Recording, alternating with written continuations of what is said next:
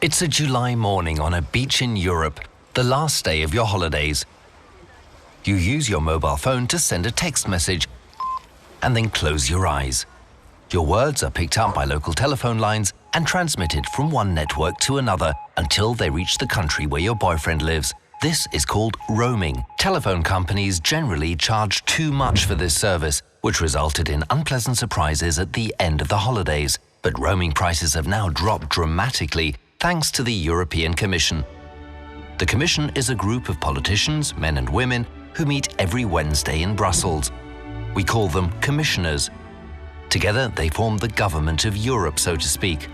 They all have their own specific field of responsibilities and come from different countries. It is their role to defend the general interest of the European Union. When they take their oaths, they swear not to accept instructions from their own government.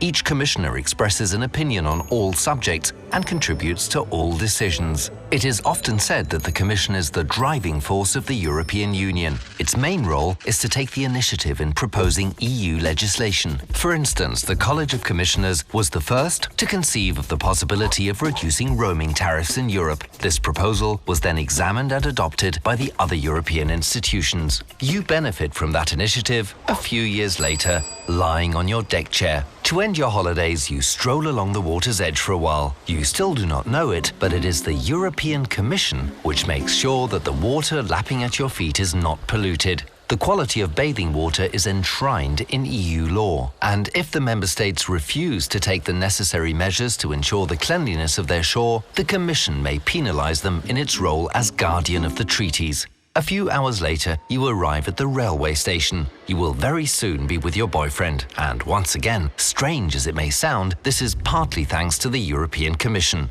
Its third major task is to manage the policies and budget of the EU. For example, assistance for the regions and their infrastructures. The Commission is responsible for organising the European financial support granted, for example, to airport, motorway and railway projects in Europe. Without it, the train taking you at 300 kilometers to your boyfriend would probably not yet have been built. Halfway through your journey, you go to the buffet car to drink an espresso, while you watch the sun blinking behind the line of trees.